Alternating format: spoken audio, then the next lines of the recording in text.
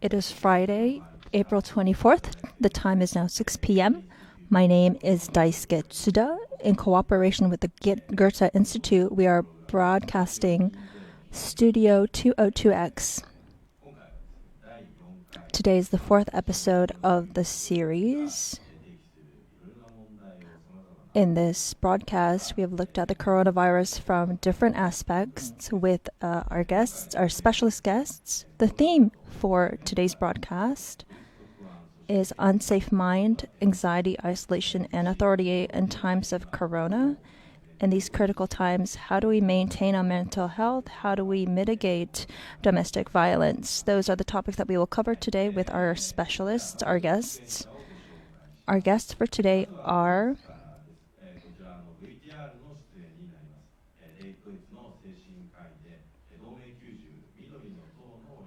we have from Germany a member of the Alliance 90 The Greens, Kirsten Kappert-Gunter. We will show a pre-recorded interview later on. And here in our studio today is a researcher at the Keio University's Graduate School of Health and Management. She's also a medical anthropologist. Hello, happy to be here. And the guests who are attending remotely is Mr. Masaharu Maeda from the Fukushima Medical University. And one more. She's also attending this broadcast remotely. She is an associate professor of the Harassment Consultation Center of the Hiroshima University. So we will have a discussion with these three guests. But first of all,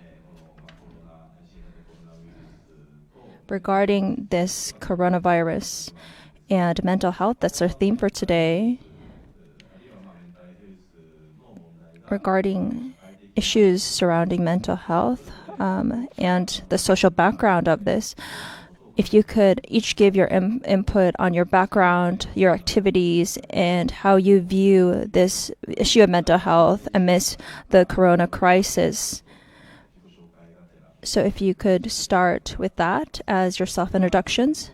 So first of all, I'd like to start with Miss Isono, Maho Isono. Hello, happy to be here. My specialty is medical anthropology. It is a rather unknown field of research.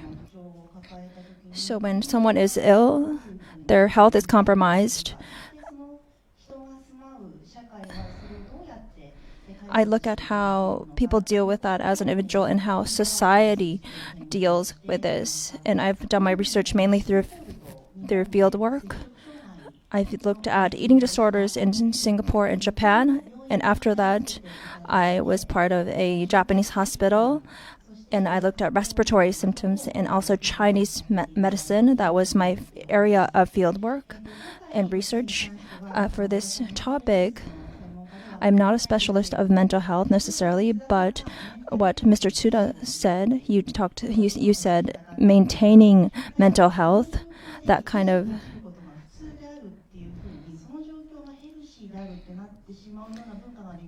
So in a culture is built where, maintaining mental health becomes normal, I think that is problematic, I see. So we are in an abnormal state right now, and we don't know how long this will go on for. So it's a question of how do we deal with that, and also we're forced to change our lifestyles, and in that situation, that circumstance, there's parts that we can't get used to, and there's parts that we need to adapt, and we need to kind of draw the line of where that is. So if we could talk about that a little bit later in this discussion. One question that I have for you is medical anthropology is an area that I'm not so familiar with. What kind of field of research is this? So in this world, so we're used to contemporary medicine. So for example, in the coronavirus context, we have this idea that infections spread, and there's also in the past how spirits give us effect, or how our bodies can unbalanced, and by by fixing that unbalance, there's ways to get healthy. So it's not about so much about saying that some things are bad and good. We think about each system of medicine and think about how it functions and how people within that context live. So through field work, we make that system apparent. So psychological, physical health and social background is very much linked. Yes, exactly. So society and the individual, society and people. So the characteristic of anthropology is that we look at society. Next is Mr. Maeda. If you could do a self-introduction and talk about what your area of concern is. My name is Maeda Masaharu. I'm from Fukushima. I am a psychiatrist.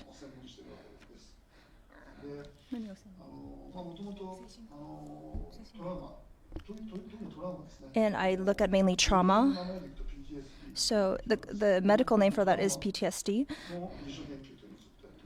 And I've been researching that for a while. So namely in disasters, how people's psychology changes, and also crime, namely sexual crime. And I've looked at many cases and I've researched in depth about this. For various reasons, after the great East Japan earthquake and the nuclear meltdown, I've been supporting those affected, and that became an opportunity. I work at the Fukushima Medical University, so I look at the mental health of those affected. I've been holding workshops dedicated to that topic. So the coronavirus is very much a disaster. It is very different from a normal infectious disease. Many people are very affected, and society as a whole is affected. So it is has a huge impact.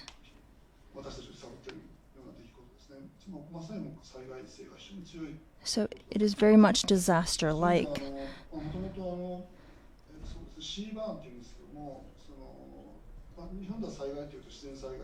So when we think about disaster, we often think about natural disaster, include the nuclear meltdown, but biological issues called Siban, and there's issues of viruses. So it's affecting a huge amount of people, and that is very much linked with mental health. So that's something that I'm very concerned about.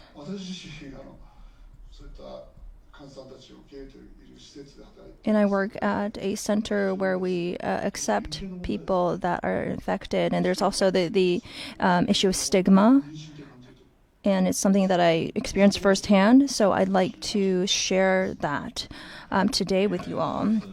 Thank you very much. So, Mr. Maeda, I just want to ask one thing. As a psychiatrist, in the Great East Japan earthquake, there were people that were affected and had a lot of trauma, and I think that was had a huge impact on you as an experience. But amidst this corona outbreak, this corona crisis,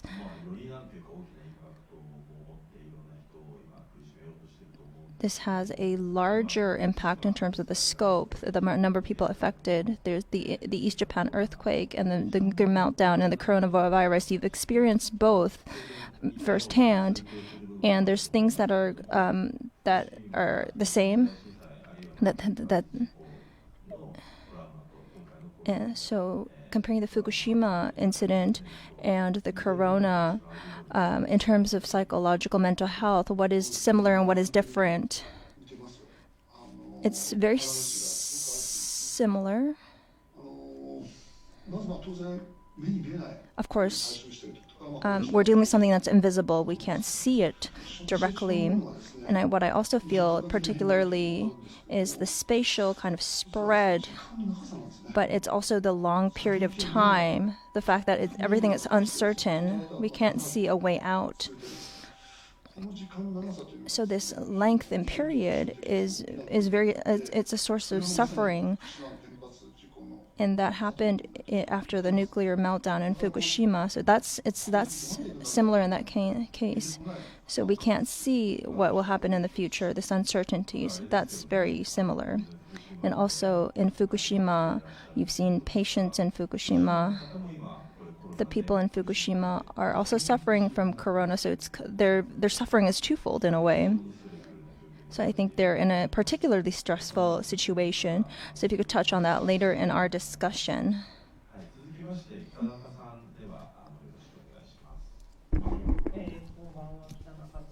Hello, my name is Kitanaka.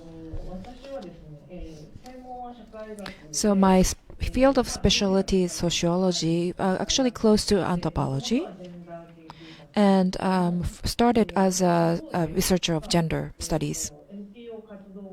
On the other hand, I'm also working in non-governmental organizations in the field.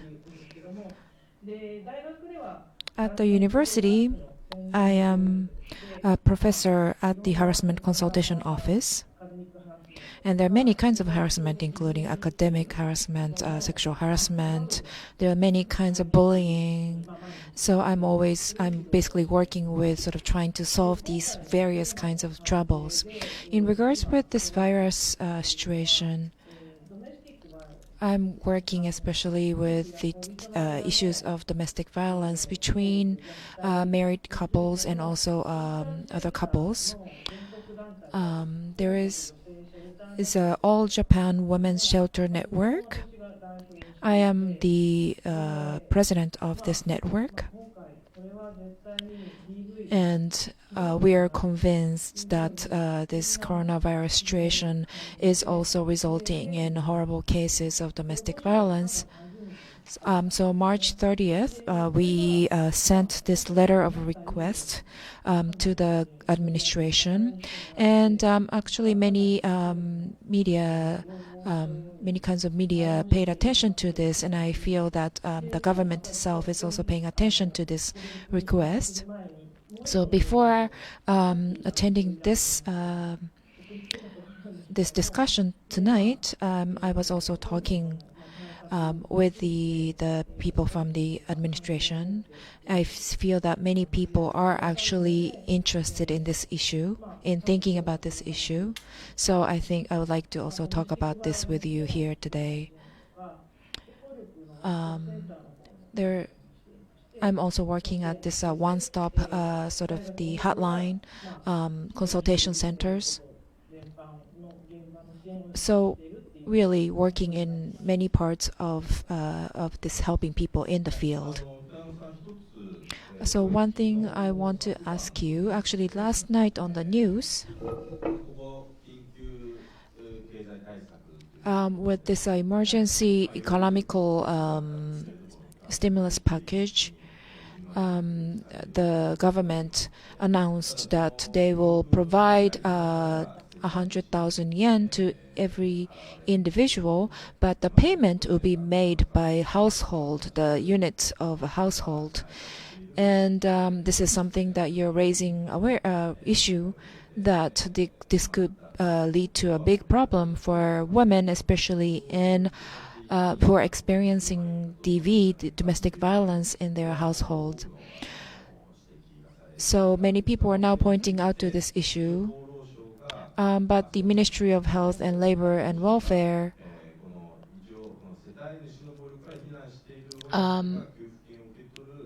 also announced that there is a way for people who are suffering from these cases of domestic violence to apply to this aid, this package, without going through this household system.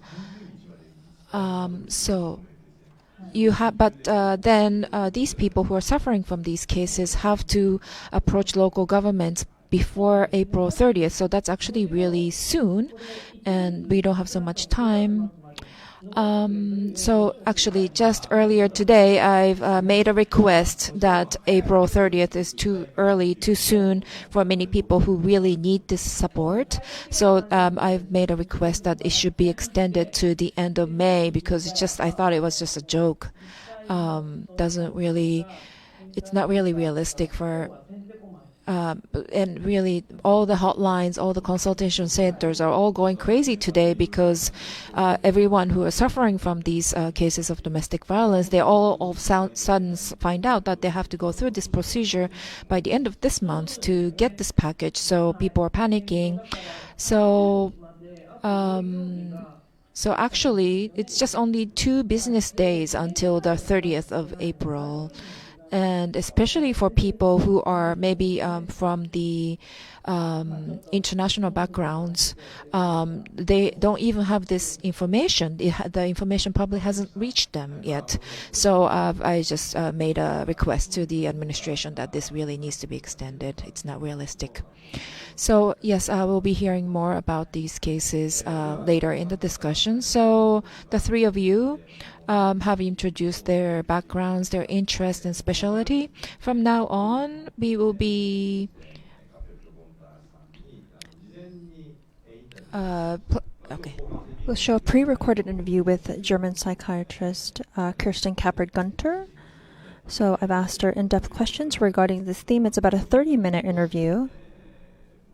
So if we could take a look at that first, and then we'll go on into the second part of this broadcast, the discussion.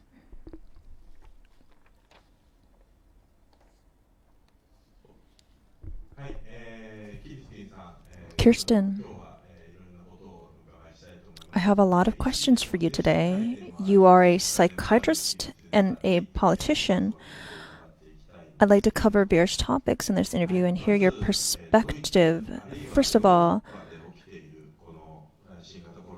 regarding the novel coronavirus outbreak in Germany and also Europe, how is it affecting people psychologically? Can you tell us about the mental health issues that you're currently facing? Thank you very much for the invitation. I'm very thrilled to talk to somebody in Japan. I'm here in my office in Berlin at the Deutschen Bundestag. I'm a member of Federal Parliament of Germany and a psychiatrist, a doctor for psychiatry and psychotherapy. So thank you very, very much for the invitation.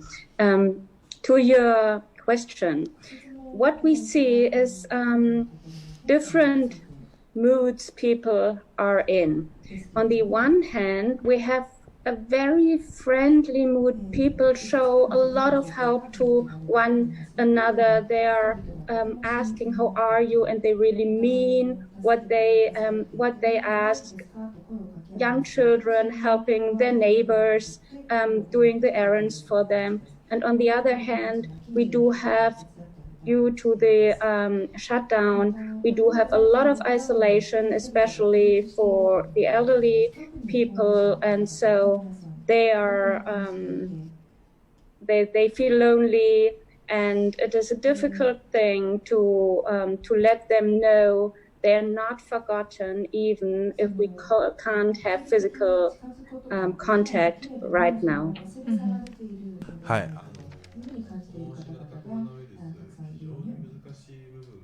I think what's particularly difficult about this novel coronavirus is that for the individual, it puts them in a major psychological dilemma.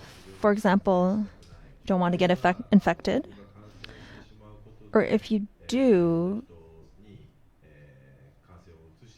you might infect the ones you love.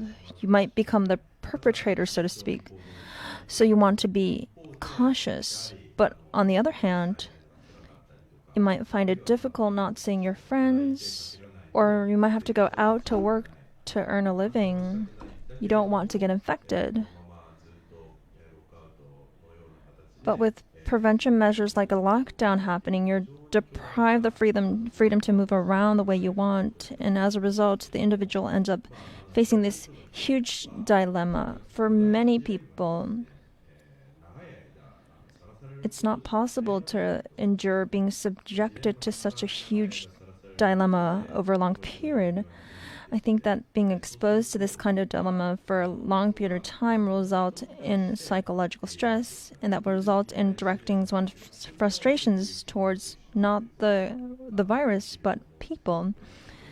People would direct their aggression towards other people instead of the virus. You're absolutely right that we are in a very severe dilemma as individuals and as politicians as well, because the virus is very dangerous, much more dangerous than a lot of people would have thought a few weeks ago.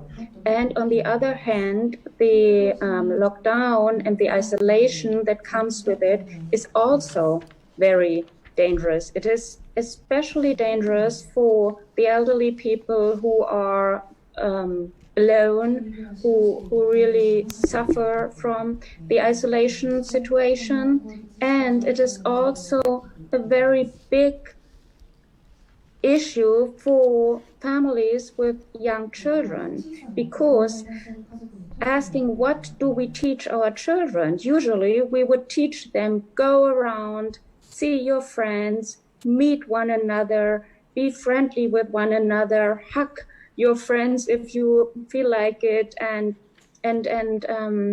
do a lot of things that you haven't done before, so you improve your personality. And now what we have to tell our children is, be careful. People could be a threat for your health. You could be a threat for the people's health. You can't go to kindergarten or school because it's too dangerous. You can't go and play outside with your friends because it's too dangerous. So we don't know yet if this would affect this generation of children for the future. But I could believe it could, that we have to really talk to our children a lot to tell them this is a very special situation, and usually we would like to meet our friends. And third point, what you said, the people who can't go to work, who can't make earn their money. This is especially for the people who aren't very well settled with the social welfare system, especially for artists who can't really, the theaters are closed, the concert halls are closed, and we are doing right now a lot of help for these artists people, but still there's a lot of fear about the future. What happens if the theaters won't open quickly? What happens if I will lose my job for in the future? So we do have a really severe problem. And the last point for this moment is, within the families, we have a lot of conflicts arising. We see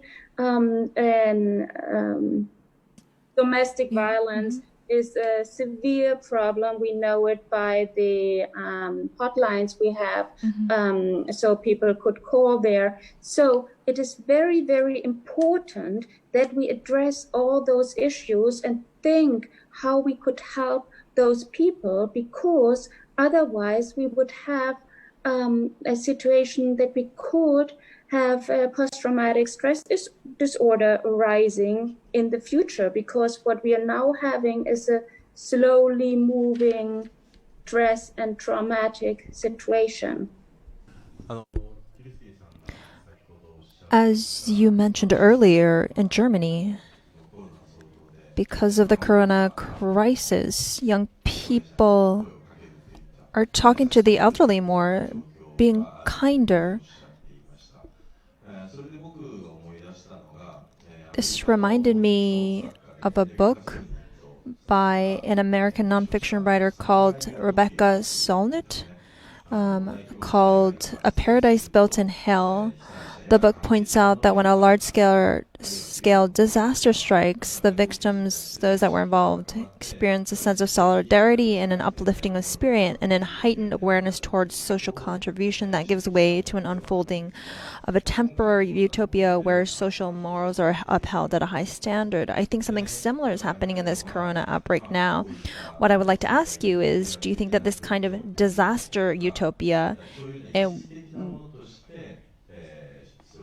is this temporary, this heightened awareness, or will society change to some extent and allow the state to continue into the future? In the case of the corona outbreak, unlike earthquakes, we will experience the second and third waves of inspection, or we will experience epidemics periodically, which means we have to deal with these problems on a mid to long-term scale. Could you share what your view is on this? I very much hope that we will be able to transform this new awareness for one another, this experience that everybody is really helping their neighbors, the person next to them in the street by doing the errands, as we mentioned, but also by wearing the masks, which is not very common in Germany, but now people tend to do it because they know it's not by of saving myself, but by wearing this, saving the others. So we do have a new awareness for the others and a new kind of solidarity. And it will depend on how we manage this crisis all together, if we would be able to transform this in the future. I think a very important thing about transforming it will be being very clear and open-minded about what we know, what we don't know, what we do, what our political decisions are, that we really explain. It's not like by fortune that we have a decision to still not open the schools, but to explain because it's better for the whole society. And as you mentioned, I expect that it will go a little bit up and down with the amount of people being infected. And it will be very, very crucial if we could have this wave situation very limited. It is essentially that we explain when will we open the schools, when will the kindergartens be open, and how important it still will be to have physical distance. And so, because I think if we have a lot of waves up and down and going from the shutdown in the next shutdown, this will really stress people, and then we will have a lot of tension between people, and this would conflict with this new solidarity. なるほど。こういったコロナ、新型コロナウイルスで今起きていること、ロックダウンで取り分け Another thing regarding the novel coronavirus outbreak, particularly under lockdown, is the burden and stress put on women and children. As you mentioned earlier, staying at home for extended periods of time is neither healthy nor safe. And when we think about that, women who play an especially large role in housekeeping and child rearing, this puts them under a lot of stress. So for women going through these situations, what kind of care do you think they require? You're absolutely right that for women who take care of their children, take care of the housework, and take care of their work in the home office, it is a very, very stressful situation. First of all, this goes out to all men. Don't let your women alone, don't let your wives alone with all the work, but share and help. This is first thing. Secondly, what we are trying to implement now in Germany is that we are looking for a way that the grammar schools and the kindergartens could slowly open in a way that maybe only 5, 7, 8 children come in at one time at the morning and the others come in the afternoon. That we have a look if we could. The schools the same, that some groups would come in Monday, Wednesday, Fridays, and the others the other days, so that we have slowly a moment of having the children in their normal situation with their friends. But this, of course, is very crucial, because it is very hard for little children to really wear masks. It is very hard for them to understand if you are, if you see your friend, don't run up and hug them. So, but still, as we know that the situations in the families get very tense by the times going by, we're thinking about those ways to reopen the spaces for the children. Oh, and another, just one other thing. What we try to tell people is talk about your feelings. Don't think that it's not normal that you feel stressed, that you are under pressure. Talk with your children, talk with them and say it's a very, very strange situation for all of us, and we are adults, but even we don't know everything, and we are stressed, and so it's normal to be under pressure. This is something that's not only happening in Germany, Japan, but in the rest of the world too.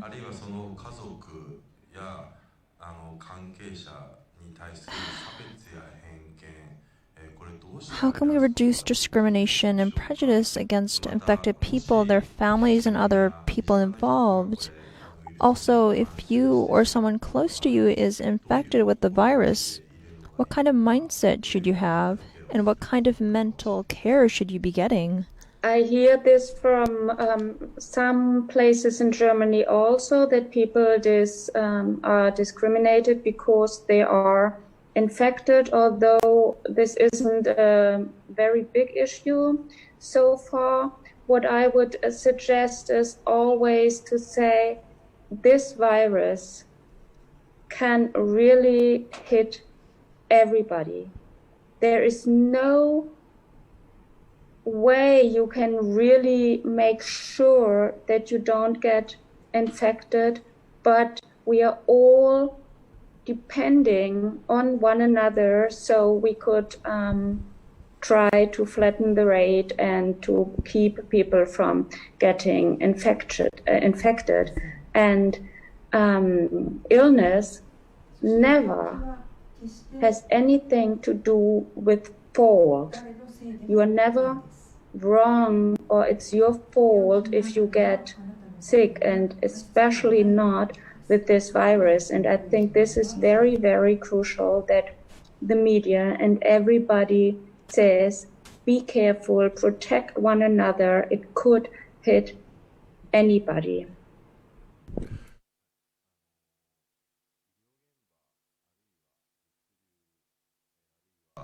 Medical personnel, logistics workers, people working in the grocery store selling necessities. In other words, those working in the front lines to support society. I'm also worried about their mental well-being. They are also at a fairly high risk of being infected. And on top of that, they are busier than usual and probably constantly on edge. What can we do for their mental care? And what can be done through politics to help them? You're absolutely right. The medical staff and the people who work in those grocery stores, for example, they are under very big pressure. My husband is a doctor. My daughter is a doctor. So I hear this every day about this pressure. And several things are very important. First is they need, in the hospitals and in the stores, protection supplies. They need medical masks. They need really screens in front of them talking about the grocery store, so their risk is minimized.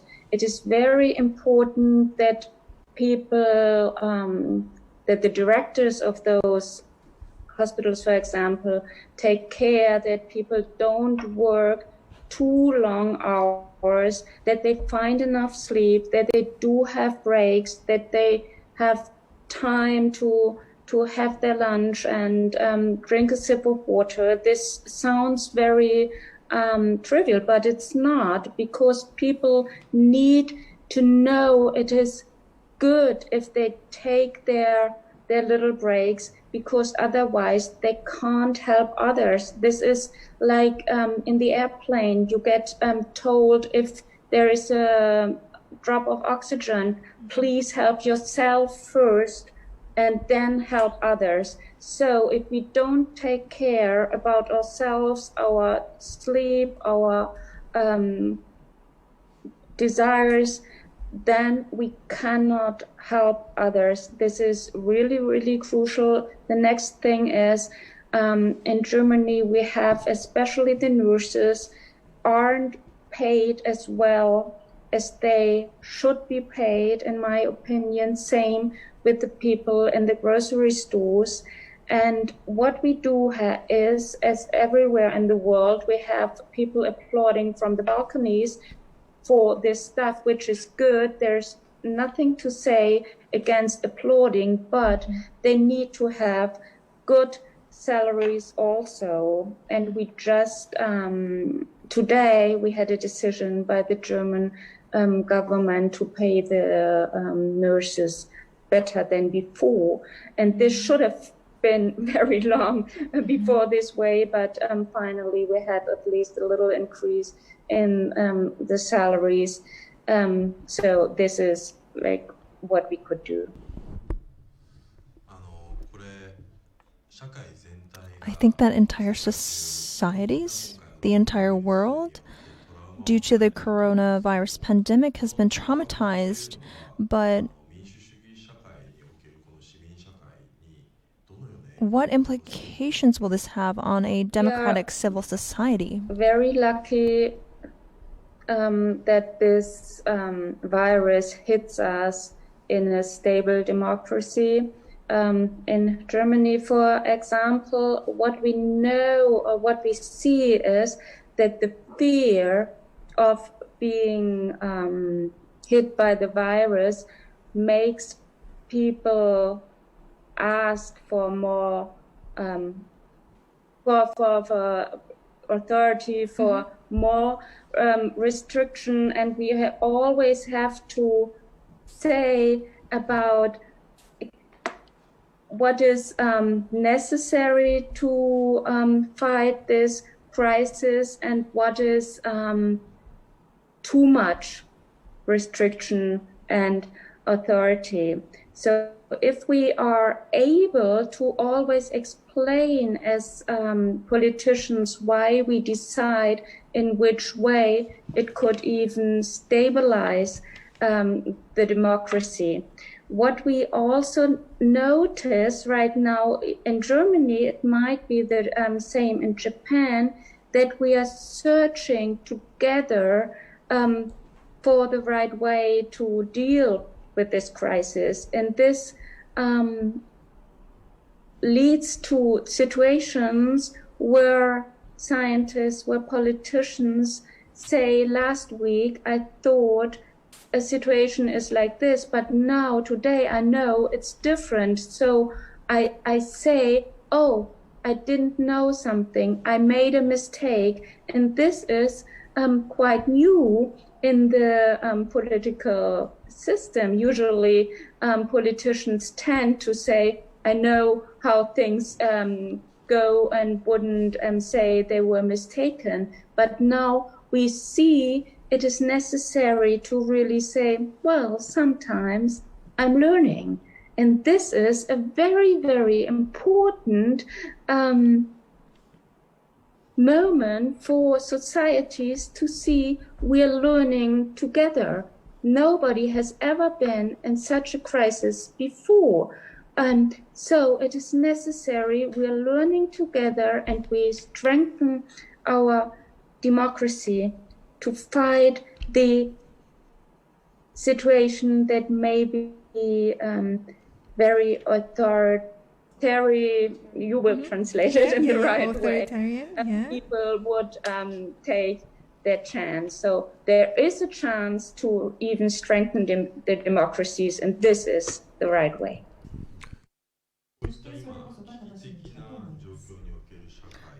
In a critical situation like this, what kind of politicians does society need?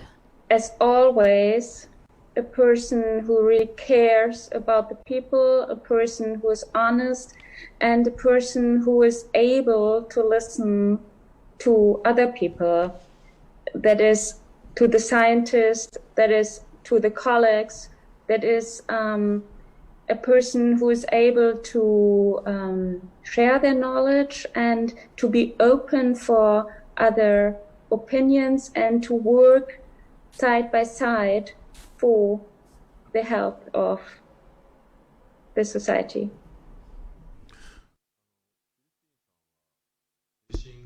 You started out as a psychiatrist and later you worked to become a politician and you actually made that happen.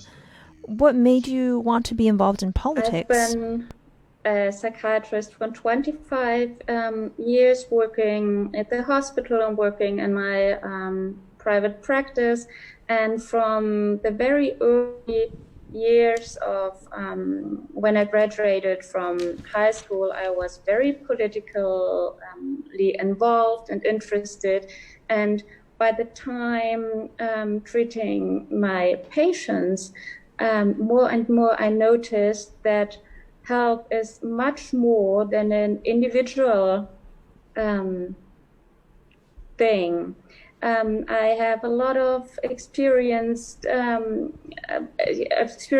with patients where I got the impression that I could help them very, very much with their mental health. And then they went out to the job center and had a lot of very difficult experience that are due to politics, that I decided I would like to give my my knowledge and my time to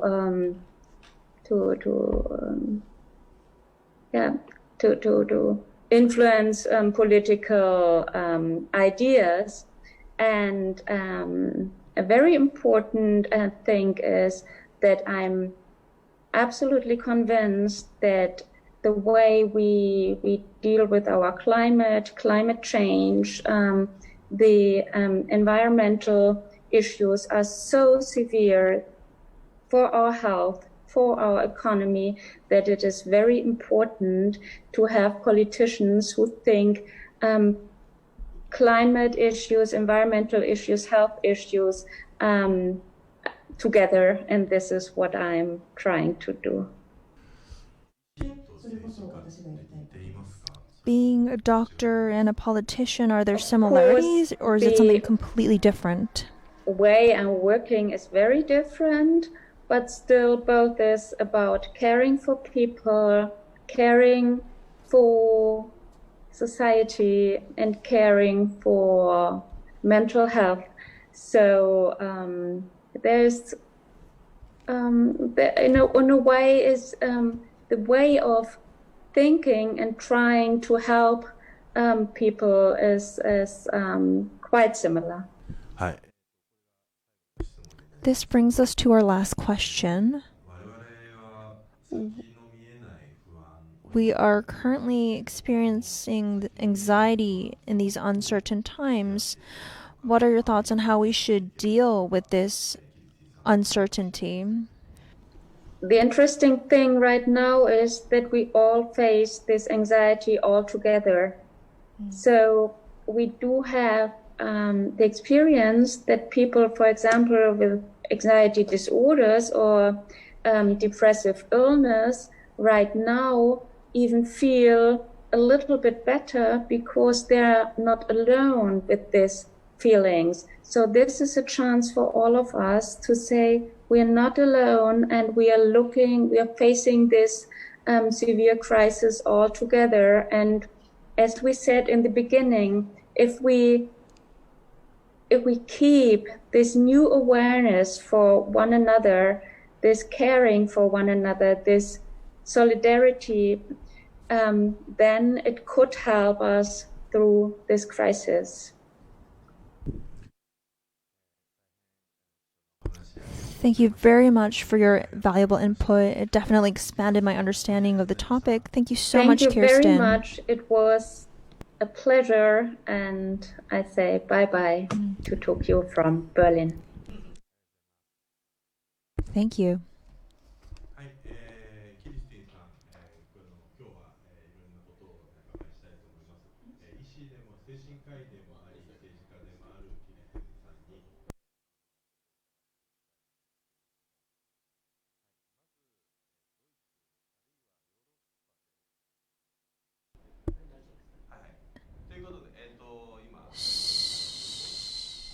So, you just heard the interview with Kirsten. We'd like to take a 5-minute break and then start the discussion.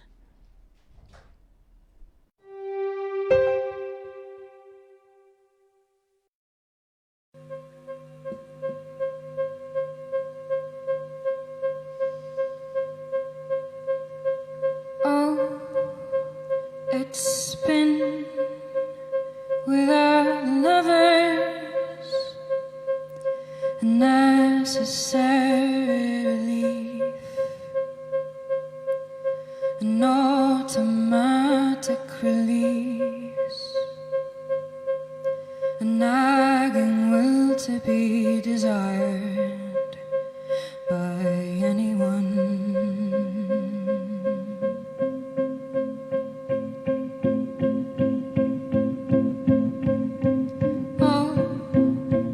It's been without lovers, a drunken night at each other, a touch of elbow in the crowd, when all abandon is allowed.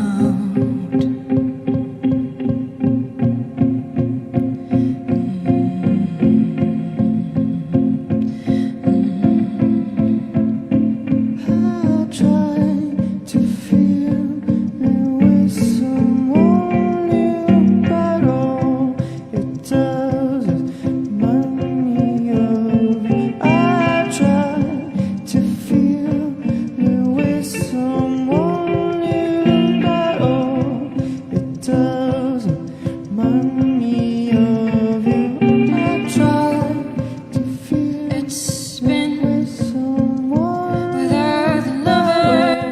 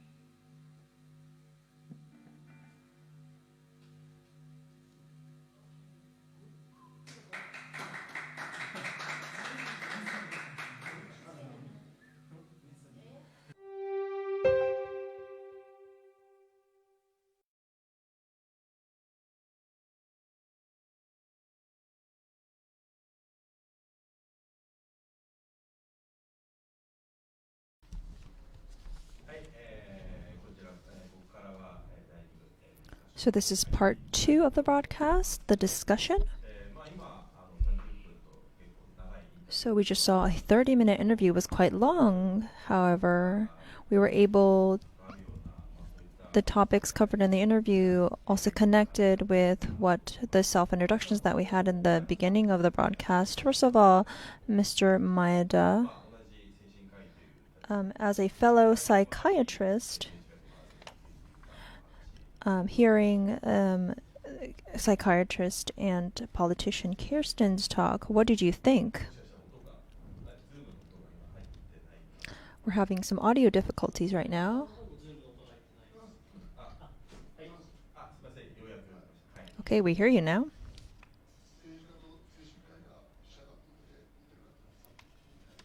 So I don't know how similar politicians and psychiatrists are, but anyway, she was covering some important points.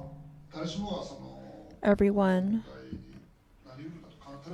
So she was saying that regarding infections, everyone can be infected. This applies to all of us, and everyone can be directly affected. So that was an important point.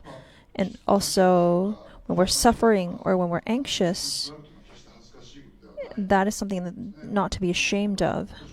So I think that's really important. And so, if you're suffering, you need to talk to someone. Those points were relevant.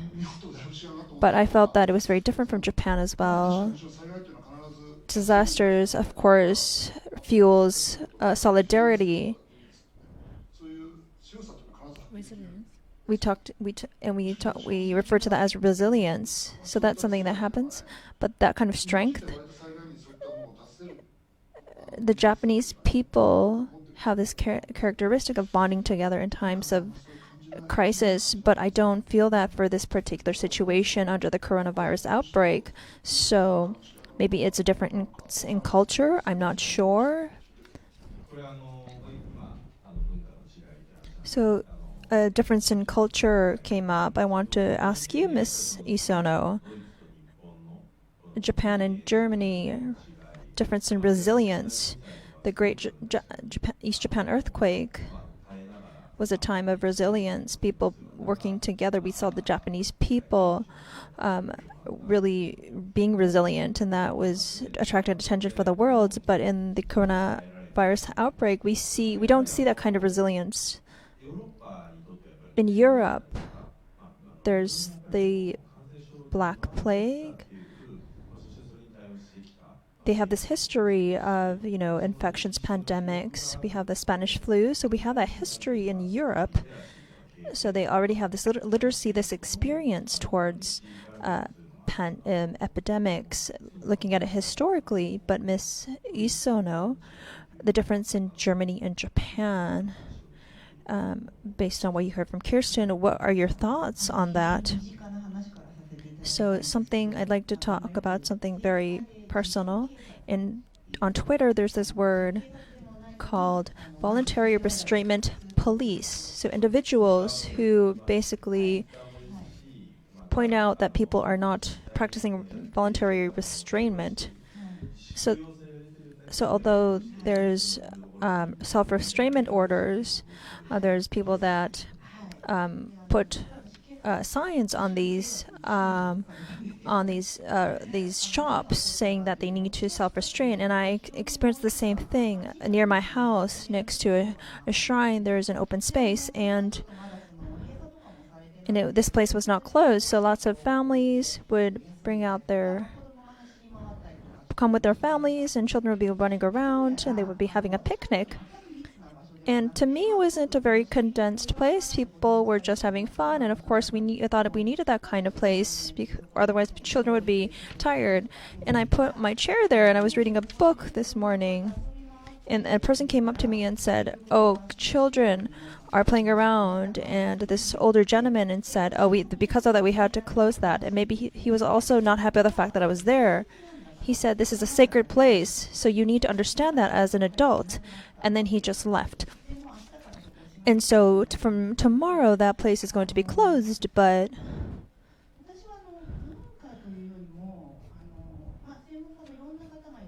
so there's a lot of specialists. I think we're just playing up that sense of crisis a little bit too much.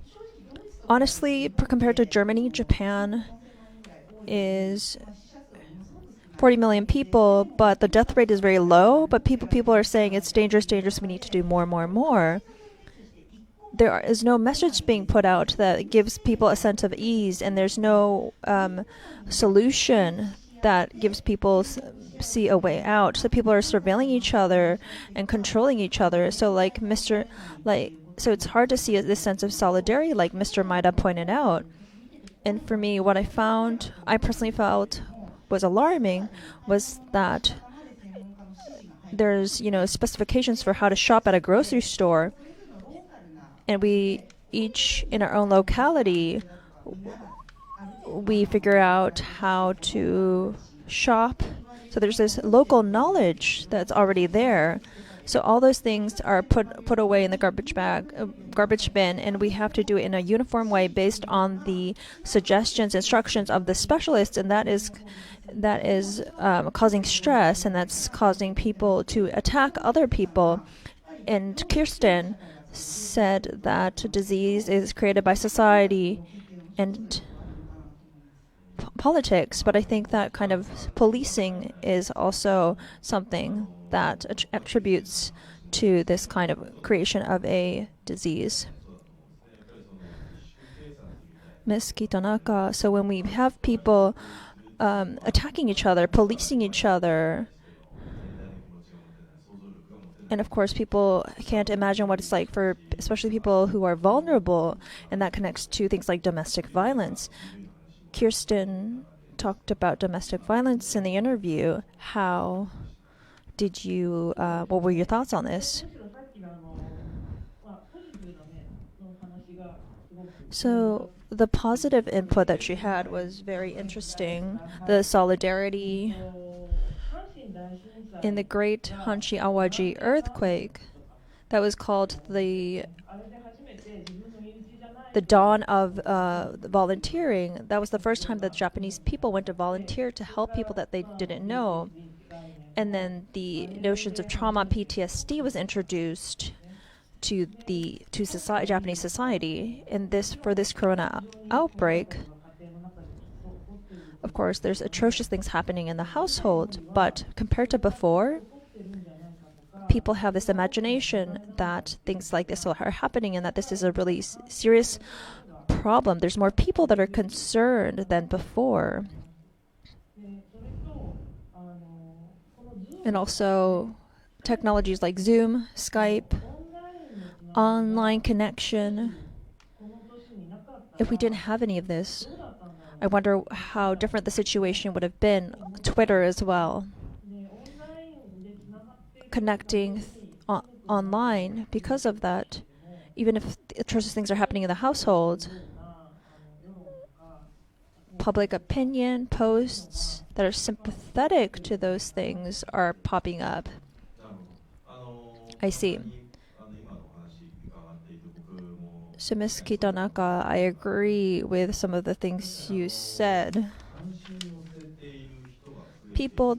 More people are more concerned of these things under the coronavirus outbreak. Now that it's becoming more serious, at an earlier stage, in the increase of domestic violence in Europe was being pointed out, and also in Japanese media, the issue of domestic violence has been covered from numerous media outlets. So in a male-centric society, what was invisible is now, this is my personal experience, but I think maybe compared to 5 years ago, people are quicker to pick up on this kind of issue. So in the Hanshin Awaji earthquake, there was domestic violence. So that was completely forgotten, rejected. It was actually happening. But in the Great East Japan earthquake, it also got brought up as a topic, and people started authorities started consulting, so we already knew. A lot of people anticipated that there would be domestic violence and that we would have to prepare for that.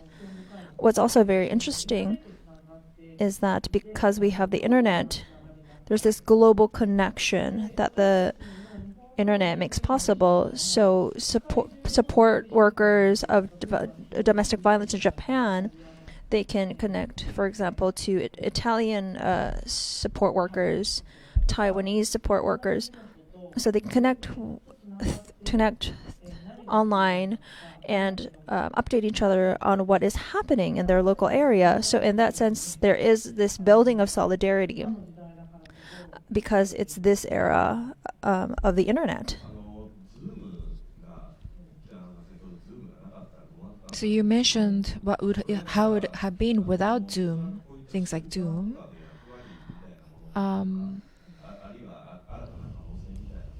So I think it also points out to the potential of places like shelters.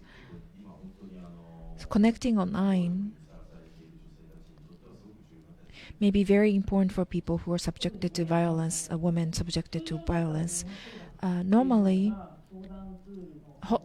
telephone hotlines, helplines is the normal tool, but if everyone's locked down in a house, then you cannot make a phone call. So having other ways, I think, is very important. Also, because we cannot go outside, the supporters cannot really be there in person to help, but many of us are using these online tools to help support these people subjected to violence. To Mr. Maeda, in regard to what was just being discussed, in the article that you wrote on Media Ronza,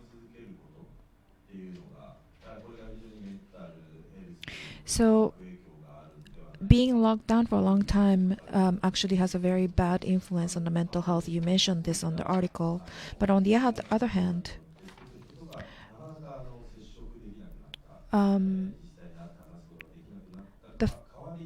although we cannot be physically together to talk with each other, we do have these alternative ways of connecting with each other. How do you think about this? I think this is a challenging situation.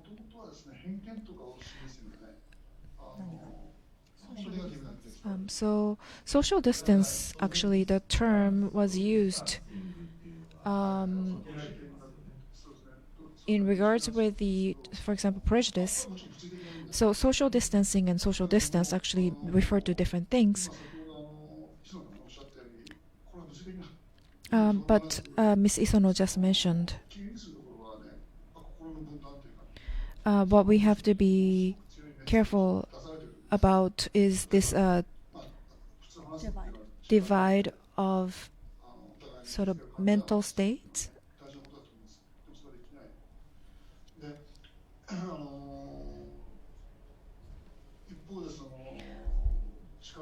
On one hand,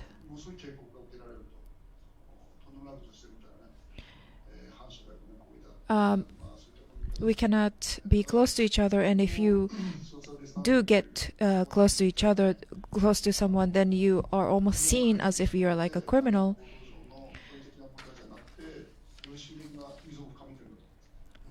So I think it's actually deepening the divide between people mentally.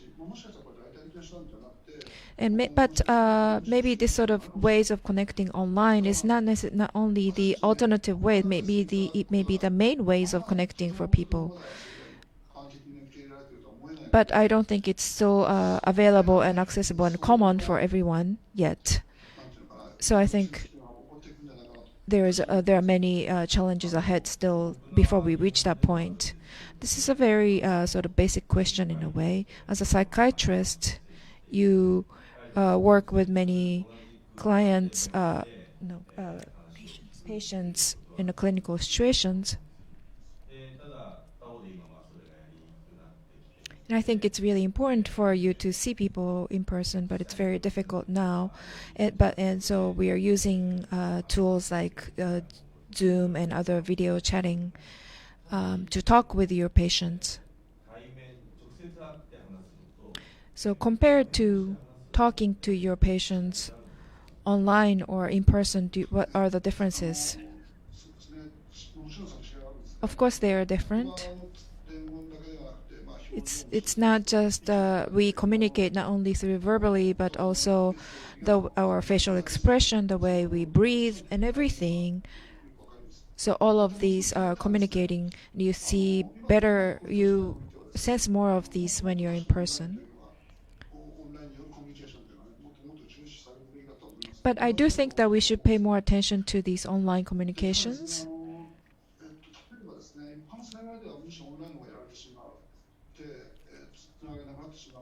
But usually in the regular, sort of the more normal cases of disaster, what's damaged more are all the online communications, and really in these times of disaster, people usually tend to gather together physically.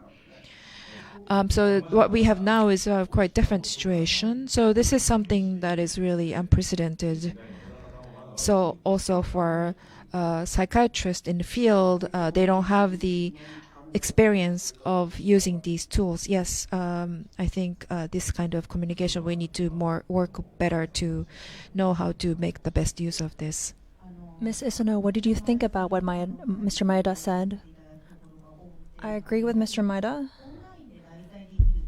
So what can be done online instead of in reality? So we don't need to do a needed meeting, or we don't need to put use stamps on documents, official documents. But at the same time, we have a body, and that's why we exist. And we also die, perish with our bodies. So we can't simply just easily give up our body and say it's good not to meet in person. And because we are a source, we could be a source of infection. When that part is emphasized, played up, we are individuals with bodies who form our society. We can't forget that fact. And so when we meet in person, we need to somehow get that back. So Mr. Maeda, Ms. Isono just mentioned that it's important that we regain the importance of meeting people together. But to be locked down without seeing people, the effect of this on the mental health, what are the concrete influences of these? It depends. For example, when we get sick, usually we stay at home. Or if you lose work, you stay at home. So if it's for a short period of time, people usually can endure this. But when this becomes a very long, we don't know how much of an effect it's going to have. I think it's going to have quite a big effect. So to prevent infection, from this perspective, it's very important to stay home. But we cannot continue doing this for a long time as people. So between infection, the risk of getting infected, and this freedom, we are caught in this dilemma between these two. So in this situation, do we have any solution for this? I think people often criticize me for my opinion in a way, because I say that virus is something that we have to live with for a long time. There are many people whose work was really the meaning for their life, and they have to lose their work because of the situation right now. And in this case, just saying that we can just make everything online, we can make everything take out. Some people, it may work for some people, but for some people it doesn't work, and it's just in a way allowing these people, vulnerable people, to disappear. Survival of the fittest. Survival of the fittest. So they cannot survive.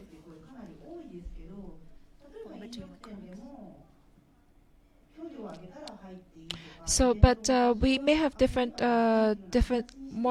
solutions. Like maybe the restaurants you can open with the distance and so on, because otherwise they won't be able to survive.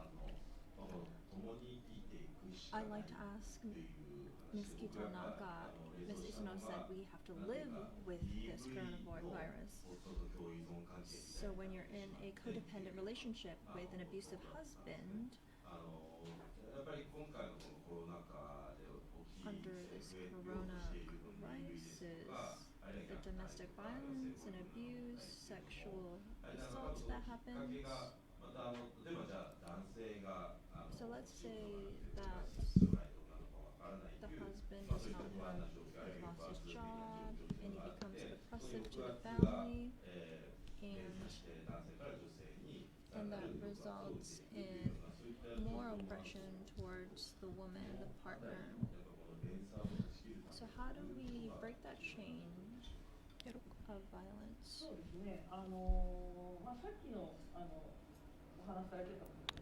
I think this has something, it's close to what we mentioned earlier. We do need countermeasures to prevent the infection, but we also have side effects. Now we have this term, corona-related divorce. And I think maybe that's necessary. That's good. If being at home is too scary, it's important to leave home. So, from this perspective, we really cannot close the help centers. We have to have countermeasures in the society, but we really have the system of supporting people who are vulnerable and who are suffering. I think this is a very critical issue, that we have side effects when we have these countermeasures to prevent infection. There are various issues that we have to deal with, and we need policies dealing with these issues in a society. But as we have been saying, many of these issues in a society such as DV are often invisible, especially happening in such a most private places inside the house, inside the household. So it's very difficult for politicians to actually come and interfere. And so it's challenging for policies to deal with these sensitive issues. And just, for example, taking this measure of providing the 100,000 yen per person, there are many issues that needs to be dealt with. So where shall we start with? From where shall we start? When we sent the letter of request on March 30th, I think it was maybe the last chance to do it, because we did have, I feel that it had some sort of an effect in a way. Because if we just think about preventing the infection, there are many of these side effect issues that will be left alone. And if we went ahead and making all these countermeasures without thinking about these other issues, they will be left alone and will become more severe. So we wanted to make sure that people will be concerned, aware about these issues. And now I feel that especially female politicians in both the ruling party and also opposition parties are voicing their concerns about these issues that are private, that are more invisible. As a president of this network, shelter network, how long have you been this president? I think I have been for 6 to 7 years. So compared to 6 to 7 years ago, how do you think the situation is different? Yes, it's completely different with the DV. Actually, we have had 3 amendments to the legislatures, and the politicians, actually the lawyers always said that it's gonna be impossible to change this law, especially because politicians really cannot change their mind. But I feel that they have changed. There are many politicians. They are saying that yes, we have to deal with this issue. We need so I think that their awareness is changing, and I think it's also there's more pressure globally to be concerned, to pay attention to these issues. So I feel that politicians are working across the parties to deal with this issue. So now a question to Mr. Maeda. Ms. Kitanaka said the situation is now changing.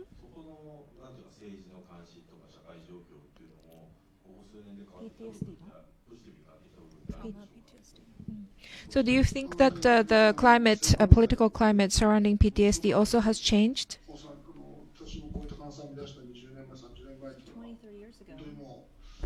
20, 30 years ago, there were no laws, no support. So compared to that, I think things have improved greatly. But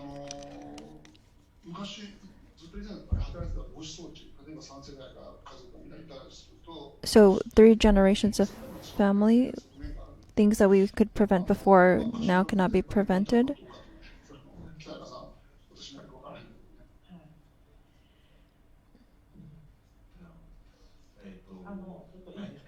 Can I? So here in that interview, the difference between Japan and Germany is the difference in politicians. Yeah, what she was saying was very impressive. I could tell that she was actually, speaking with her own voice. It was her opinion. And because it's this kind of time, the politicians and specialists are facing this kind of unprecedented situation. But people are very sincere, and what they do is very effective. They need to kind of take these measures. So I think, that's very Japan. The situation in Japan is very different in that sense from Germany. Ms. Isono, anything that stood out to you in Kirsten's interview? What I thought was interesting was that the mask was a symbol of solidarity. So Japan already has a mask culture. So I think the people that aren't wearing masks are considered as almost unmoral. So the mask being a symbol of solidarity, I thought like if the same phenomenon happened in Japan, it'd be very interesting. Maybe so it's the opposite, perhaps. Wearing masks, that culture. So that's not a culture in Europe. So it's kind of like the sunglasses. So wearing sunglasses in Japan you kind of stand out. It's not something that's normal. So I think in the same way, Europeans, it's not natural for them to cover their mouth. So I thought that the discussion around the mask was different. When I talked to people at the restaurants, people wear masks so that there will be no complaints. That's what I hear a lot. So Mr. Maeda mentioned as well. So I'm just wondering how it's hard to kind of, have that sense of solidarity. So what you mentioned before, Ms. Isono, in Japan, solidarity, we don't see solidarity in Japan, and we need to think about the meaning of that. So we're not even at the place of solidarity. It's how long people can persevere. There's this pressure to conform, and people are being attacked for not following the rules. But on the other hand, on the internet, what things like the field that you work in, for example, in the field that Ms. Kitanaka works in, the internet is affecting politics, and that's something that's different from 5-10 years ago. But although I would like to think of that possibility, Twitter is also a very aggressive tool because it can be an insular environment. It can build solidarity, but at the same time, it can build this cluster, and this small difference can be something that is not permissible and that would be attacked. People that can come together, they instead attack each other. So, and because of the corona crisis that is being accelerated, when I see Twitter every time, there's some certain areas that are criticized, the Togoshi Ginza, next Kichijoji, and then parks. So the target is it's constantly changing. So I would like to ask Ms. Ketanaka. So when we think about issues of feminism and gender, people becoming more concerned, aware of these things, and people posting on things on this topic. At the same time, there's an increase in aggressive posts. So I think this is different from existing or feminism. There's this kind of Twitter feminism that's arisen.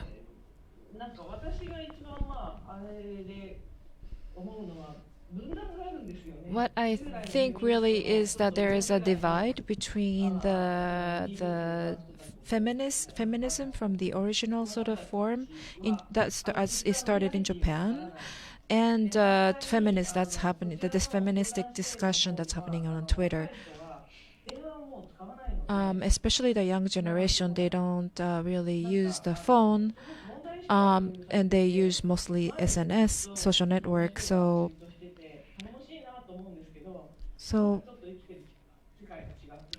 now many people are the young people are twittering, but it's not really reaching the older generation of feminists, and I'm not sure what to do with this divide. So to Mr. Maeda, I also have a question with the social network technology is developing. There are many tools to connect with each other, like Twitter and Facebook, but the way to connect, or are we connecting with each other in a healthy way or not? So I think there is diversity in the way of connecting in both good and bad ways. But what do you think is a good way of using these tools? So I work in Fukushima, especially immediately after the nuclear incident. It was really difficult situation, and there was so much information on the social network that was really people were suffering from this flooding of information on the internet.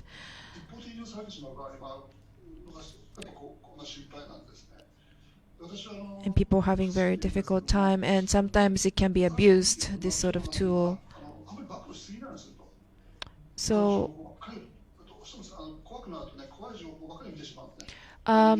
one thing I say is that when we are scared, we start to see more, and we try to seek more and more information about these things that we are scared about, and then in turn that scares us even more. So I tell people that we should perhaps stay away from seeing too much, exposing yourself too much to the information. It's actually also written on the guidelines for mental health. I think that's very important to limit yourself certain time in terms of exposure to information. Maybe in a normal time situation it's okay, but right now I think is sort of dangerous. This reminds me that especially after the Great East earthquake, immediately after that, I was also following the information about the nuclear power plants, and I was also publishing a lot of information about this 24 hours a day, really. But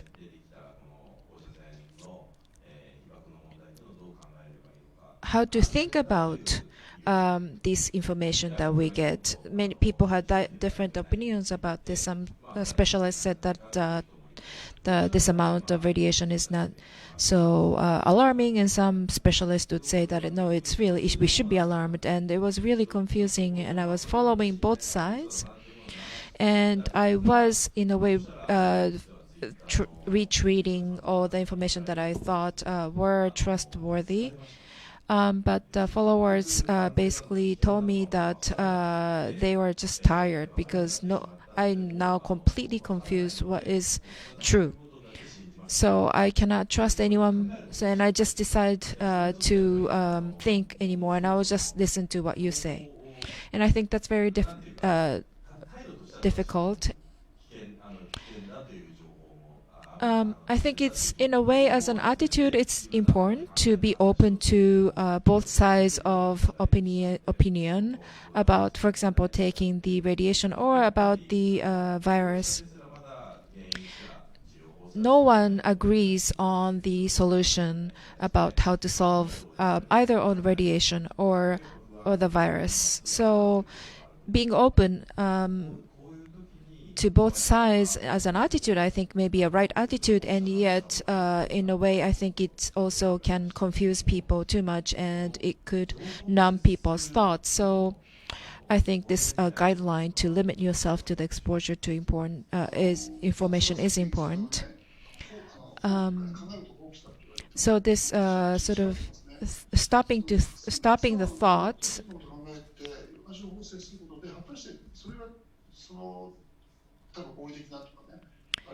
So is it rational?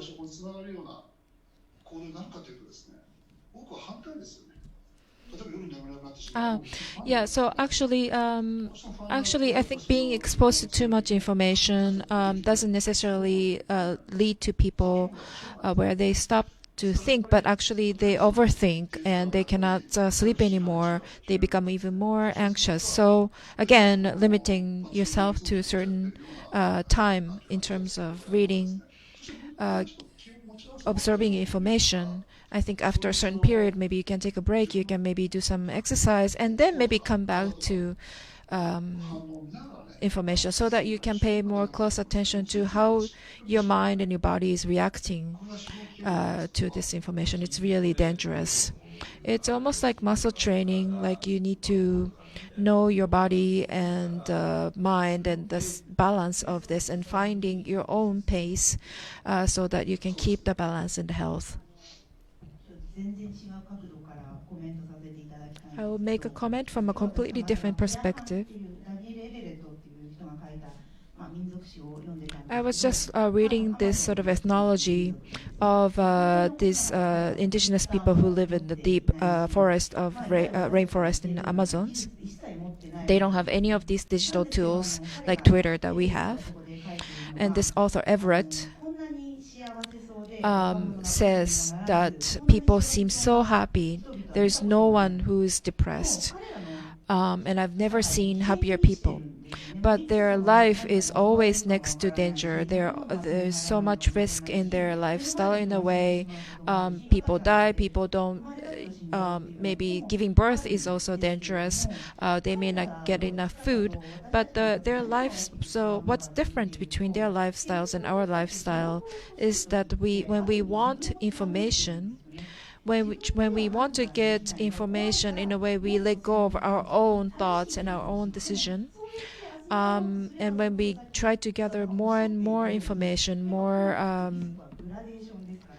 judgment from the specialists, we don't know, we get confused in this web of information. But actually, we do have inherent ability, also physically, to know what is right, what works for oneself. And if we don't pay attention to this inherent ability, then we get lost in the information. So regarding your area in terms of field work, how do people kind of reclaim that kind of ability? So first of all, so people, you're told that if you don't drink this medicine, then you get a stroke, and so you become very paranoid and anxious. But through experience, you figure out what you can do, where you draw the line of what you can do and what you can't do. So you intuitively know. So you kind of create your own standards on how to face or deal with your illness. So also relating to that topic, I would like the input of the other speakers as well. Ms. Kitanaka, moving forward, those infected and their families. So discrimination and prejudice, how can we mitigate this? And when you become infected or someone close to you gets infected, what should be our mindset? So, seeing this topic being covered by the media, I thought it was very tricky because we're told to fear disease, infection. So that's why we are, alarmed. We become cautious. But at the same time, that cannot turn into to discrimination. And I think that's something, it's a very high level thing because, you're told at first to fear the virus. So to a certain extent, I think it's better if more people are infected. I think because their view of the virus will change because they're still not infected, and if they have to fear the virus, that would result in fear or rejecting the virus. Virus does not choose people. It can happen to anyone. So I think sociologically, I think that's a very important point. So we're being asked to kind of fulfill this very high level task in a sense. So it's kind of like a double standard. We've created a double standard. I feel that in the media coverage of the corona, Ms. Kumiko Okai passed away, Ken Shimura passed away, celebrities passed away, and people become sad, and this becomes a sort of solidarity, but at the same time, someone nearby, a neighbor, someone got infected by corona, people become very discriminatory towards those people. And both those things are happening in our society, and that's very tricky. And that's how it's naturally progressed. Mr. Maeda, prejudice, discrimination towards people that are infected regarding mental health. How should we think about this? Like you said.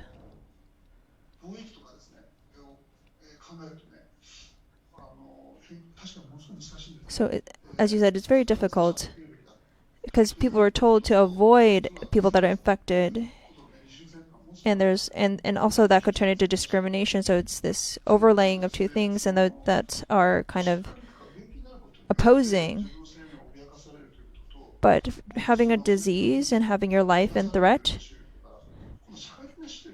and also there's also the aspect of social death, and that takes a toll on the individual. So the suffering from the disease, the physical suffering isn't as bad as social suffering. People, attacking you, and you're having to apologize. So that's a very hard thing to go through. So we need to avoid physical infection. But we are also facing this crisis in terms of mental health. So I think we need to kind of acknowledge that there's two aspects here. So people at risk, people who are socially vulnerable, there needs to be a system that supports them. In terms of support, so someone close to you becomes infected with corona, how should we approach them? How should we talk to them?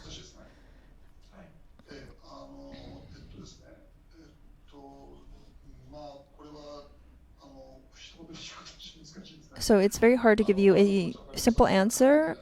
It's not, you can't easily say, oh, I understand how you feel. But I think it's very helpful to just listen to them, make them feel that they're heard. Because, people kind of blame themselves when they get infected, even if other people don't. So, just lending a ear and saying, oh, it must have been hard for you, Yeah, so that is very helpful for the people that are infected.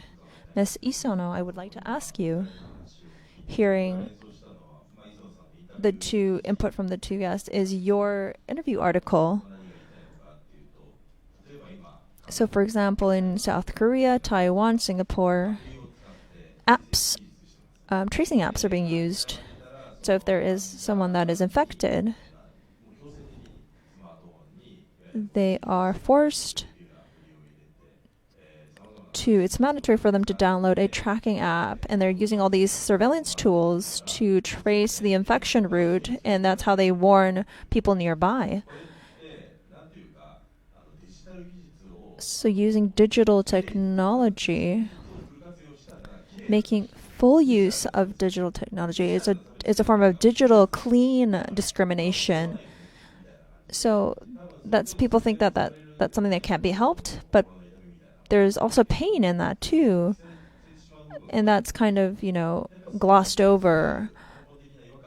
And there's this fundamental dis-ease, and having that disease, although we are at an extraordinary state, do we give away our right, our freedom in terms of surveillance? And you said in your interview that we need to pose questions regarding those things. I would like to ask you, Mr. Tsuda, so because we can't absolutely be infected, we will be tracked with an app. But there's actually many other diseases besides the coronavirus. So why don't we do this for influenza, for example? So there's a book called Harmony by the author Ito Keikaku. So if we are surveilled through digital technology, to me, the situation says to me that we can't infect any disease. Like, if we can't be affected with corona, what other diseases can't we be affected by? So this novel coronavirus is just being treated in a different way because there's no way to treat it. And if someone is infected and it becomes critical, there's a high death rate. I think that's why it's being treated that way. Of course, the Spanish flu compared to that, or compared to SARS or MERS, the rate of death is still lower, but at the same time, the infections are spreading and famous people are dying, and when we do get infected, there is no sure way of being treated. And because, there's this sense of people not wanting to be the perpetrator. And so people end up kind of accepting this kind of, surveillance technology. I think that's what's behind it. So do you think that this will end just with the end of Corona? So Studio 202X, our second edition, we talked about surveillance and privacy. Where do we strike a balance? But surveillance technology for countermeasures using GPS, Mr. Okumura, a specialist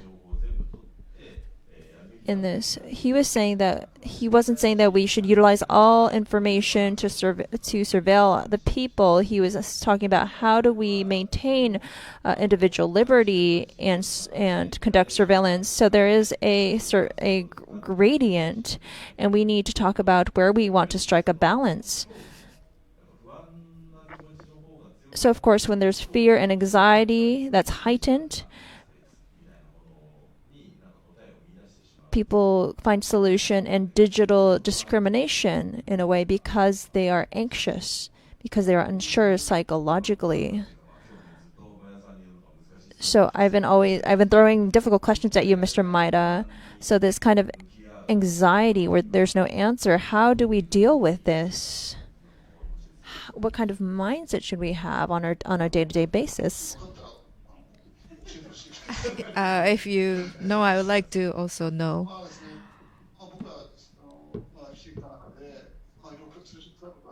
And there are many things, many difficult situations that we have experienced, and how we have overcome is something that we can maybe learn from. Especially because we're in a crisis situation, maybe it's important to remember how we have overcome in the past. Usually we would I think many of us have overcome in a way by meeting with your friends and talking over drink, and we cannot do that, so that's very challenging. But no one wants to be sick, including the coronavirus. So having sympathy in a way for people who have been infected is important, and also just knowing that anyone can be in those shoes. With Fukushima and in Japan, with this huge trauma that we experienced 9 years ago with the great earthquake, East Japan earthquake, and we have in a way, and especially people in Fukushima have overcome in a way. At least they have experienced and gone through this together. Um, any of the cases of people in Fukushima who have overcome the trauma, then can we sort of learn from that for the cases in Corona? Well, when I talk to people like the nurses and the people in the medical practitioners, they do say that having experienced that trauma 9 years ago was so difficult, but they feel that they have learned from it. For example, the fact that that's not trying not to be too influenced by the flooding of the information, trying not to discriminate people, and really because many people who came from these radiated areas, they were subjected to serious discrimination. So I think these people we have, in a way, learned from these experiences. So I think we have just 15 minutes left before we have to close, and we have many questions people have shared with us. There's a comment. So for Japanese people, the fact that Japanese people have not been able to endure this situation is that maybe we have run out of, in a way, our resilience, and there's no way we can use it to overcome the current crisis.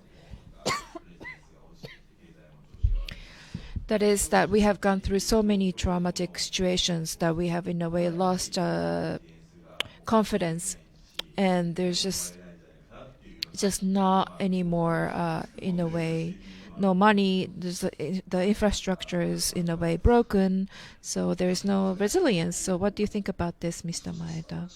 No, I don't agree with this. I think we can endure this, go through this together, if this was a short period of time. But I think this having sort of limitation in a time is very important. It's much more difficult when we don't know the end, when we don't know when it ends. Then we really start to lose hope. So the first few weeks, with the coronavirus, everyone thought that maybe, well, we just fight through this just for the next 2 weeks. But we have been told this for months now. So this long durational fight is something that we have to find a way, because our mindset is still only dealing with this sort of the short time situation. But the ways we are dealing with it right now is not going to last too long in this durational. What do you think, Ms. Kitanaka? Well, this is not my field of specialty. With the Great East Japan earthquake, I think in a way we lost trust on specialists, on scientists. We thought that they knew what they were doing, but there were so many things that we felt sort of, in a way, betrayed. So there's so many things that were happening under the surface. And I think we have more, in a way, ability to imagine what's happening. under the surface, but I think we also have lost trust on things that are happening, the policies that are being made.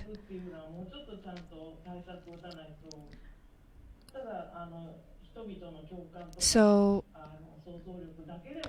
I don't think we can overcome this situation with just the people's power of imagination, of this solidarity. I think the whole policy, the whole political system, in a way, needs to So be what you improved. said, Ms. Kitanaka, it connects to the difference between Japan and Germany. This trust towards politicians.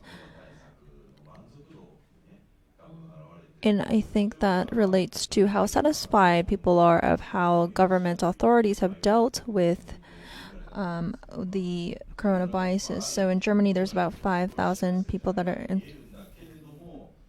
who have passed away, and from a Japanese perspective, we feel that that's a big number, but people are satisfied. 80 or 90% of the people are satisfied how the German authorities have dealt with countermeasures. So it's also a issue of communication.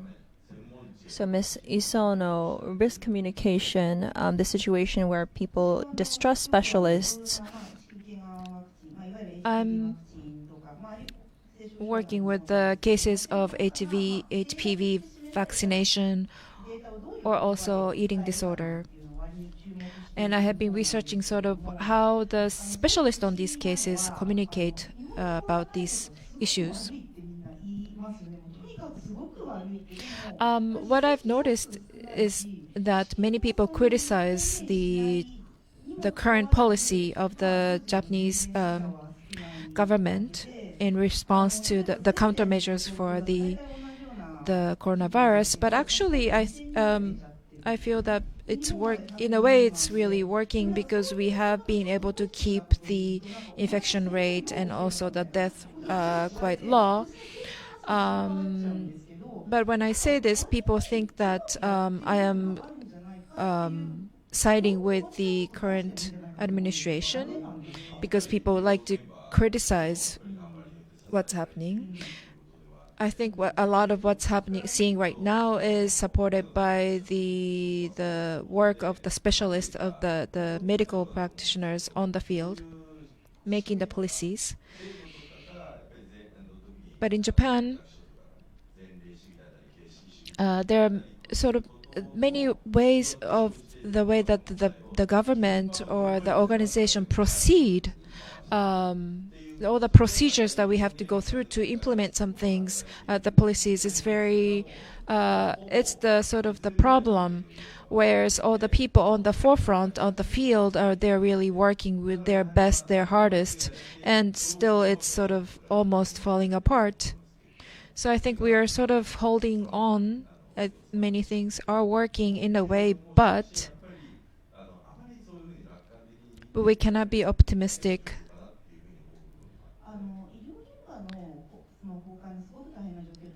The collapse of the medical situation, I hear about this, but I think there are many ways for the medical services to fall.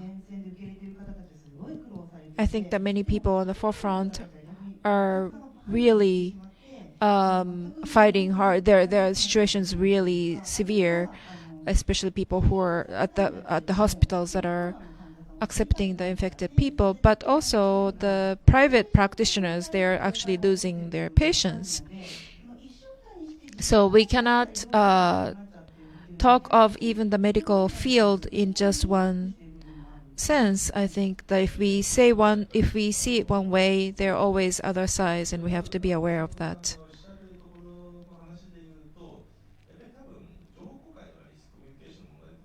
Maybe it's the issue of being transparent and really communicating various risks that are there.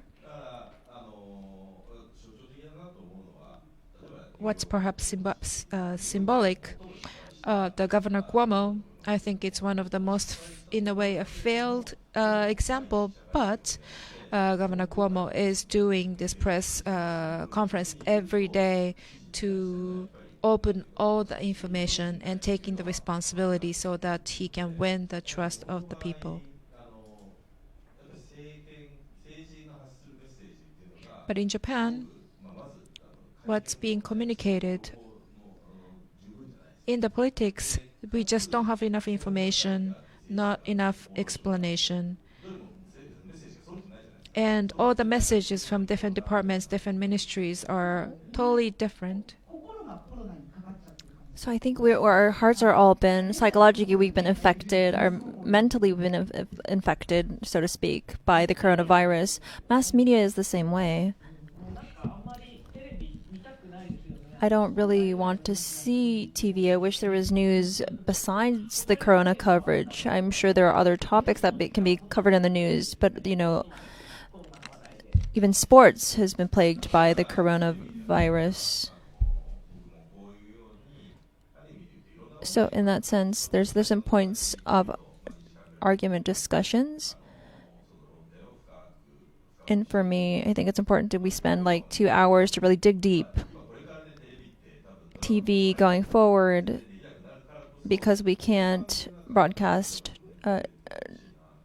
drama and entertainment. I wish that they could present broadcast programs like the one that we're doing now. One more question.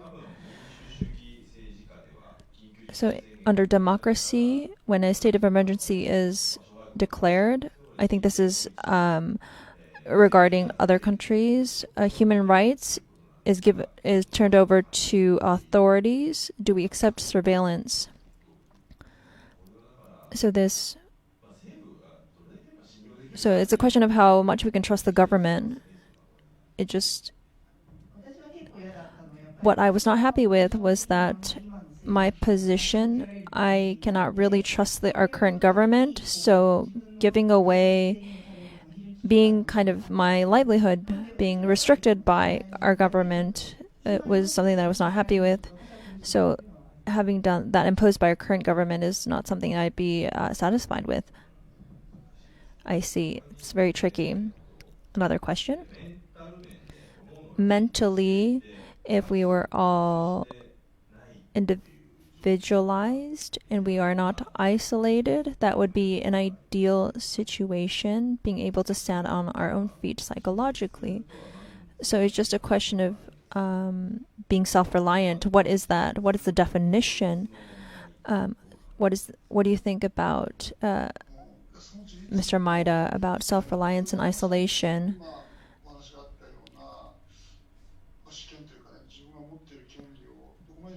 So how much do we limit our rights? So of course, in a state of emergency, that can be helped, but when this becomes long-term,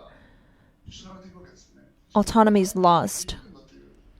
Our power to do something, that becomes undermined, and that is very serious. And for the government, that's a very high risk for them too when things become long-term. If they make the wrong decision, the side effects of this will be serious. So even if we are to do this, there needs to be a time limit. I think that's very important. So kind of assuring people's self-reliance, autonomy.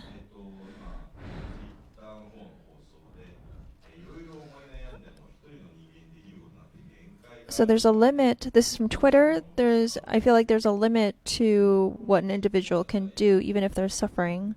I think that's an important mindset. What we can do is social distancing, practice social distancing, and wash your hands. So if everyone does that, I don't think that needs to be played up excessively. So I would agree with this input. I would like to ask Ms. Isono and Mr. Maeda, so that amidst this corona crisis, Shigesato Itoi, gawked, Sandwich Man, Date of Sandwich Man, getting angry or criticize. So all of them are saying that don't criticize, be optimistic. So all these famous people are calling out to people to become more positive, and this has gathered criticism. But is it not okay to be angry with the government who has left everything to the medical kind of field? So presenting anger in an appropriate way, I think for some people that's the way an individual presents their anger. There's a healthy way to do it. Is anger good for mental health, Mr. Maida? So it could be good temporarily, but it comes back to you like a boomerang. So it takes a toll on you after you become angry. But politicians, it's part of their job for people to be angry at them because people are anxious, and it's to a certain extent it's something that we can't be helped. And of course we as well, anger is directed at us as well. Anger, how do we positively kind of deal with anger? So anger control, there's different measures. So exercising is a big one. Also mindfulness. So breathing, breath work. There's different ways to deal with it, but of course, even we still will be angry even if we take these measures under this corona crisis. But I think these people that need support, the people that the anger is directed towards, need support. I also would like to say I'm angry about, that 100,000 yen is not enough. It's not like they're going to give it to us monthly, the handouts. So the way we present our anger, express our anger, so those, who are running their shops because, they don't have any other choice, and people saying, oh, I'm doing it, but they're not doing it, that's kind of a little bit insensitive. So they don't stop to think why they are operating, because they have to, and it's because they have to support their livelihoods. So I think it's a democracy. So I think we're free to be angry. So hearing what you said, Ms. Isono, it may be interested in your mental state. So 100,000 yen not being enough, you have that anger, the anger towards the government, but you are saying that compared to other countries, Japan is doing well. So those two things are coexisting. So how is it coexisting? In the medical field, I know how risk is pointed out. Our society is full of risks, and in this situation, I think Corona, it's played up. The risk is played up. So just being fearful of Corona itself is kind of a little bit odd, and also it's this values towards death. Of course, people die sometimes, and people younger than me has had cancer, and they became infected and died. So those things do happen. So I think in that aspect, Japan is doing quite well, but people are still suffering. So I think we need more compensation at the same time. So it is now 9 p.m., so we'd like to wrap up. So we did not come to any kind of conclusion, but thinking about public health, mental health, protecting mental health, how we deal with information, we didn't have certain. So I think it's more about not doing certain things, but just making sure that you can keep your own pace in terms of following information, dealing with information, and what Ms. Isono said, how we deal with risk. So Japan has been a very safe society. People want to have the sense of ease, but under this Corona crisis, Corona does not pick and choose between people, poor or rich. So we can't really go through our daily lives without thinking about something. So we're kind of being exposed very violently to risk, and that has been a cause of much stress. It's happening all over the world. So in order to overcome this So we need to build a new form of solidarity from this crisis. I think that's necessary. It's probably different from Germany or Europe. There should be a new Japanese form of solidarity that can be born from this. So if you have any last comments, and maybe you can talk about how we can deal with risk and this anxiety. Thank you, everyone, today. Mr. Maeda mentioned that the situation is very similar to the earthquake that we experienced 9 years ago. We must have learned a lot from it, from the experience. What kind of discrimination did we experience at the disaster? So all of these, I think we should really look back at these experiences and learn from this. Ms. Kitanaka? There's one thing that I thought was really interesting. I like that people learn how to wash their hands and everyone's washing their hands, but I really don't like this idea of voluntary restraint.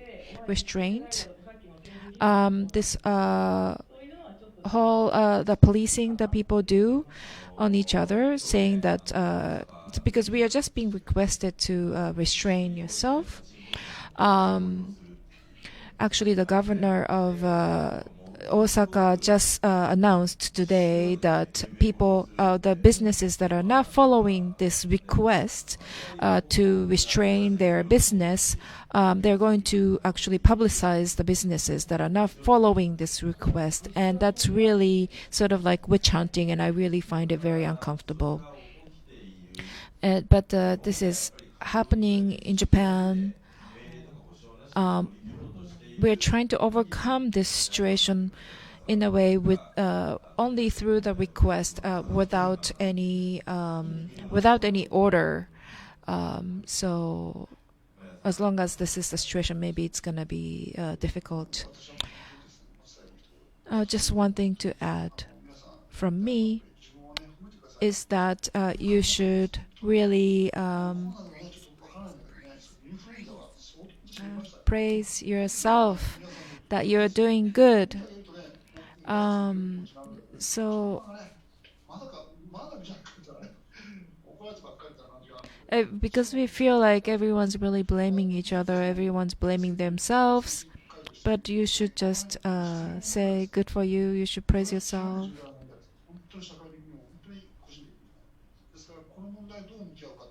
So I think this is something that we have to deal with both individually and also at the social level.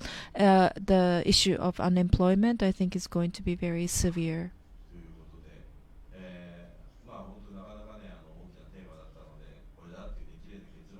I think it's a very big theme, so of course it's very difficult to reach just one conclusion, but I think we have a little better idea of different points of discussion. And I think there are many perspectives that are sort of pointed out through this discussion. This Studio 2020X, we had 4 episodes in this series, and this is the last one, but we have some messages on the Twitter saying that I don't want it to end on the 4th episode. I think it's getting a good there's a lot of good response to this this series. So the Goethe-Institut have decided to continue this, and we will the next series would start after June with more different topics. And so once this is decided officially, we will announce on the Twitter. So if you can follow and check that information, that would be great. So everyone, even though it's quite late in the day, thank you so much for participating. Thank you, everyone, the audience, for listening.